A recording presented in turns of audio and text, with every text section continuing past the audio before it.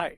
So in this session, I want to work on patterns which are very different from what we have seen so far, and they look very different, but the principle, like the basic principles behind these patterns are exactly the same what we have seen in the previous patterns, right? So the first pattern that I want to work on in this session, we'll just work on one pattern. So the pattern that we want to work on is basically this. This again is an example of n is equals to 4. If you have n is equals to 3, this pattern will look like this. This pattern will look like this, right? So, okay, honestly, looks pretty straightforward, right? Like for you have n rows, each row has n columns, and what do you need to print? In the first column, you print A, in the second column you print B, in the third column you print C, in the fourth column you print D. Honestly, I think what you need to do is you need to print jth alphabet. In the first column you print the first alphabet, in the second column you print the second alphabet, in the third column you print the third alphabet, in the fourth column you print the fourth alphabet. So again, very similar pattern to this one. Right, if you'll see, it's very similar. Here the first column was 1, here the first column is A, here the second column was 2, here it is B, and so on. So n rows, n columns. What is different? Instead of printing 1, 2, 3, 4, we are printing A, B, C, D. Okay, so how do we print A, B, C, D? You need to print the jth alphabet. So I think the problem here is not the pattern, but I think the problem here is, how do I print jth alphabet? So let's worry about that first, and then we will come back and talk about how to work on this pattern. I think if we know how to print the jth alphabet, we'll be done, right? Okay, so how do I find the jth alphabet? Okay, so this is character A. If I do character A plus 1, what happens? As soon as you do character A plus 1, this operation gives you 66. Why 66? Because character A's ASCII value is 65. This operation gives you 66.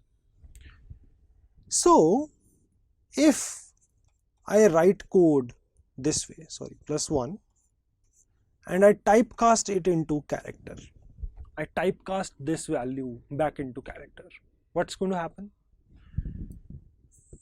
This is 65, this operation is 66. If you convert 66 into character, you need to look at what is the character whose ASCII value is 66.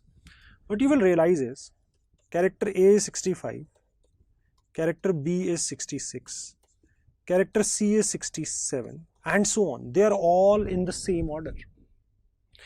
So if you have 66 and you convert it back into character, you will get character B.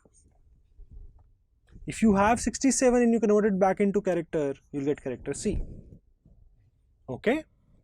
So it seems like to get the jth character, so for example, to get the first character,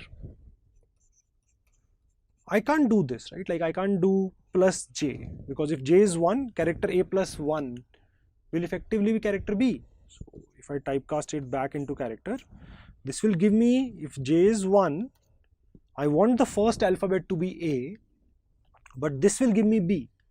So I think we need to do minus 1 here. As soon as you do minus 1, if J is 1, you need the first alphabet, and the first alphabet is going to be character A plus 1 minus 1, that is 65, and 65 back into character will give you character A. Now let's say J is 3. So if J is 3, you do this calculation first. So 65 plus 3 minus 1, that is 67. You convert 67 back into character, you get character C. Perfect. That's what we need, right? That's exactly what we needed. So I think you can get the jth alphabet by doing this calculation. If you do this calculation, this will give you the jth alphabet. That's the only thing that we needed for this particular pattern. We already know n rows, n columns, and now we know how to find the jth alphabet. Okay, so let's quickly. So this is a code which basically is not doing anything. It's just the structure for all the patterns that we have seen.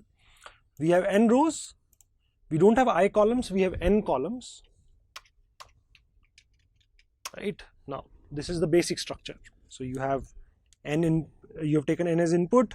You have a loop for n rows. Within each row, you have a loop for n columns. What do we need to print? We need to write some print statement here, right? But what do we need to print? We need to print the jth character. What is the value of jth character? What is the value of jth character? It's basically character A plus j minus 1. This will give you the jth character, right?